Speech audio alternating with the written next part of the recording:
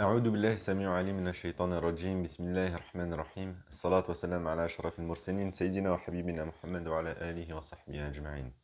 Assalamu alaikum wa rahmatullahi ta'ala wa barakatuh. On se retrouve une nouvelle fois pour un nouvel épisode de notre série sur la méditation des chapitres de la foi du Sahih de l'imam al-Bukhari. Alors aujourd'hui on est arrivé au hadith numéro 51. Donc c'est un hadith un peu, on va dire, particulier, étant donné qu'en réalité c'est simplement un passage d'un très long hadith. Et l'imam al-Bukhari, pour ce chapitre-là, ne va pas donner de titre bien précis.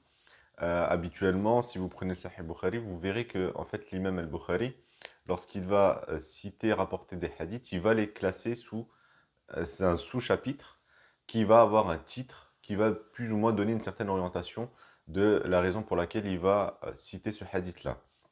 Alors ce hadith, en réalité, il ne va pas mettre de titre bien précis, il va simplement le rapporter dans son ensemble de chapitres de la foi. Et en réalité, c'est un passage qui va sélectionner d'un très long hadith qui est rapporté par Abu Sufyan. Alors Abu Sufyan qui était un des chefs Qurayshites, un des chefs mécois, qui avait très longtemps combattu le prophète sallallahu alayhi wa sallam avant de se convertir par la suite à l'islam. Donc Abu Sufyan, à un moment donné, lorsqu'il va se retrouver du côté de l'Empire byzantin, va être convoqué par l'empereur Héraclius, qui était l'empereur byzantin, étant donné qu'à ce moment-là, donc à cette période, le prophète sallallahu alayhi wa sallam et donc les musulmans commençaient à se faire connaître de plus en plus à travers le monde. Ils étaient sortis de cette sphère où ils n'étaient connus que de la Mecque ou de Médine ou même de la péninsule arabique.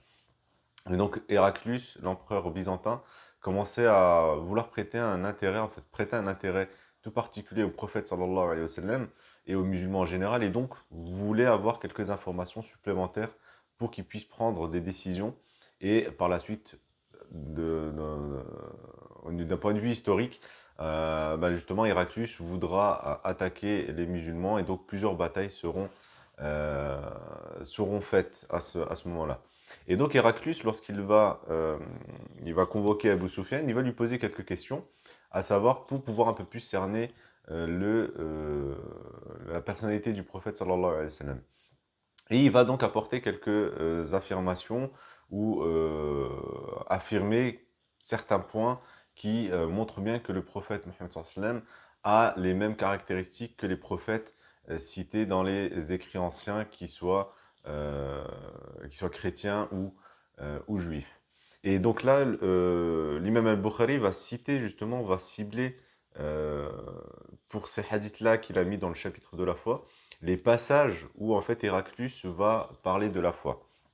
Donc le hadith en question, ce que l'imam Bukhari rapporte, donc il rapporte que Héraclius a dit à Abu Sufyan: je t'ai demandé si leur nombre, donc les adeptes du prophète sallallahu alayhi wa sallam, augmentait ou diminuait. Tu as dit qu'il augmentait.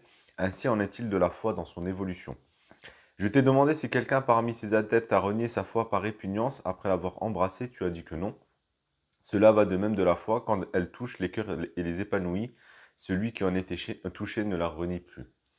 Alors, on va voir vraiment, je le dis, c'est un hadith particulier, on va voir un peu aussi les leçons particulières qu'on peut en trouver. La première chose qui ne frappe pas de premier abord, mais qui est très important, c'est que ce hadith-là a été rapporté par Abu Sufyan, qui est donc un des acteurs de cette situation-là. Et plus tard, lorsqu'il va se convertir à l'islam, il va la raconter à Abdullah ibn Abbas, radiyallahu anhuma. Donc Abdullah ibn Abbas, comme vous le savez ou vous ne le savez pas, c'est un des compagnons qui était les plus érudits, qui était le plus connaisseur au niveau de la science du Coran, au niveau des sciences religieuses. Et donc Abu Sufyan va raconter cette histoire à Abdullah ibn Abbas, et donc Abdullah ibn Abbas va aussi la transmettre par la suite aux compagnons, et c'est ainsi qu'elle s'est transmise au fur et à mesure jusqu'à l'imam al-Bukhari. Et ce qui est important, c'est que en fait Abu Sufyan va rapporter des propos que Héraclius va avoir sur la foi en général, et Abdullah ibn Abbas va donc la transmettre ces propos-là, comme si en réalité il l'approuvait aussi. Autrement dit, bien que ce soit Héraclius qui va donner quelques notions Alors, pas sur les fondamentaux de la foi, bien évidemment, mais sur des notions, sur des caractéristiques que la foi va avoir comme impact auprès du croyant. Abdullah bin Abbas, en réalité, va appuyer ces propos-là en justement les transmettant pour que l'ensemble de croyants, ou un maximum de croyants, de musulmans, puissent savoir ces propos-là et donc y prêter attention et y adhérer. On a une première leçon à ce niveau-là, c'est qu'en fait, sur certains principes, même religieux, hormis bien évidemment lorsque ça va toucher les fondamentaux, mais quelques principes que ce soit religieux ou même hors religieux, au final, on a cette possibilité de s'appuyer sur des propos, sur des personnes, sur des connaissances de non-croyants. Et ça, c'est vraiment très important. On a vraiment cet exemple où là, Abdullah bin Abbas et donc Abu Sufyan vont se baser sur des propos qui viennent non pas de n'importe qui, mais d'un chef. Donc l'empereur à l'époque, l'empereur byzantin avait aussi cette casquette de chef religieux. Donc d'une personne qui n'est pas musulmane et qui, en plus de ça, a par la suite combattu les musulmans.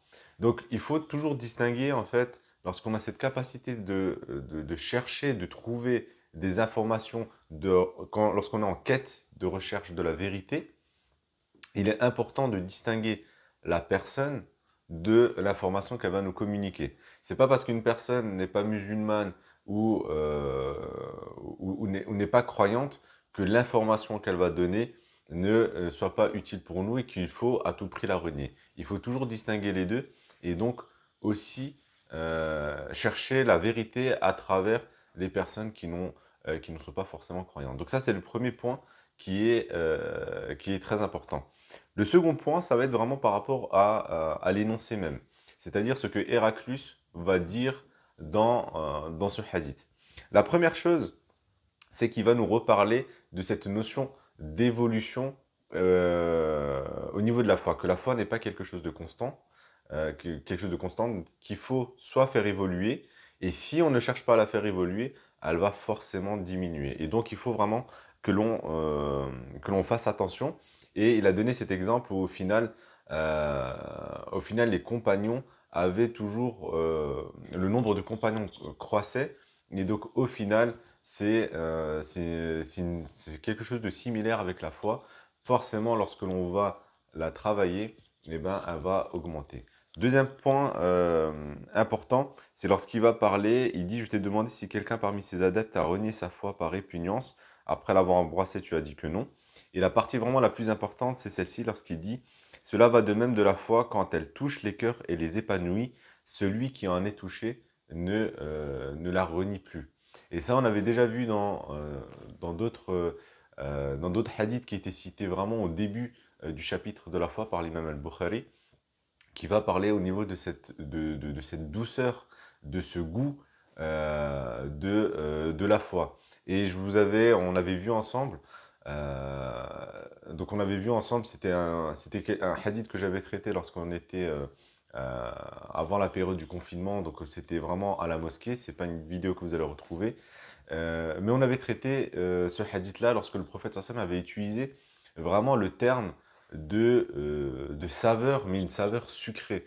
C'est-à-dire que la foi, il avait assimilé la foi, le goût, lorsqu'on a la foi, à une saveur plaisante, mais qui est sucrée. Et on avait vu que ce qui est intéressant, c'est que l'on sait, même d'un point de vue scientifique, qu'au niveau du sucre, le sucre provoque une certaine addiction, c'est-à-dire une certaine sensation de plaisir qui, une fois que l'on a goûté, notre cerveau va sans cesse la redemander, et plus on l'exploite, et plus au final, notre cerveau va être demandeur, et on va vivre une certaine addiction au final à cette chose. Et donc cette similitude que le prophète sallam fait est très intéressante, étant donné que justement, cette notion de la foi, au final, va être vraiment comme quelque chose d'addictif lorsque l'on va la connaître, lorsqu'on va vraiment épouser cette croyance au niveau de la foi.